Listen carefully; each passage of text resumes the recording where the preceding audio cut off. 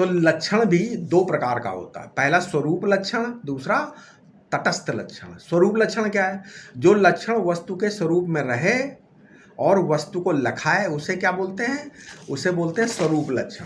यदि कहा जाए कि आकाश में जो सबसे अधिक प्रकाशमान हंसिए की शक्ल का जो नक्षत्र है वो द्वितीया का चंद्रमा है, ये द्वितीया के चंद्रमा का क्या हो गया? स्वरूप लक्षण।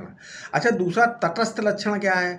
जो लक्षण वस्तु के स्वरूप से अलग रहे और फिर भी वस्तु को लखाए उसे तटस्थ लक्षण कहते हैं। जैसे हमने बताया था, शाखा चंद्र न्याय से पेड़ की डाली और 3 हाथ ऊंचाई द्वितीया के चंद्रमा का क्या है? तटस्थ लक्षण बन जाता है।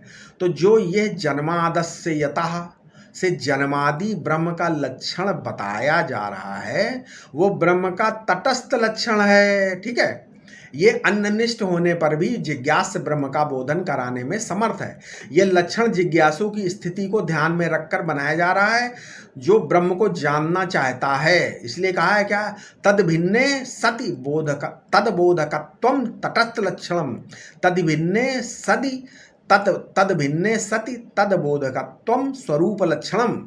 एक आदमी को रस्सी में सांप मालूम पड़ रहा है, दूसरे आदमी को उसी जगह पर फूल की माला दिख रही है ना, रस्सी। तीसरे आदमी को डंडा पड़ा हुआ दिख रहा है तो यहाँ डंडा दिख रहा है, वो रस्सी है कि नहीं, है ना?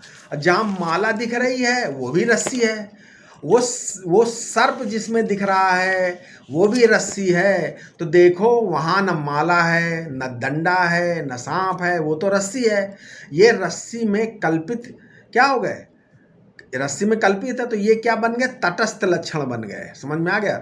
मिथ्या वस्तु बिना अधिष्ठान के नहीं होती, अतः ब्रह्म का लक्षण संभव है। और वो तैत्तिरीय उपनिषद श्रुति के आधार पर ये है कि जिससे जन्म, स्थिति और भंग या लय होते हैं वो ब्रह्म है।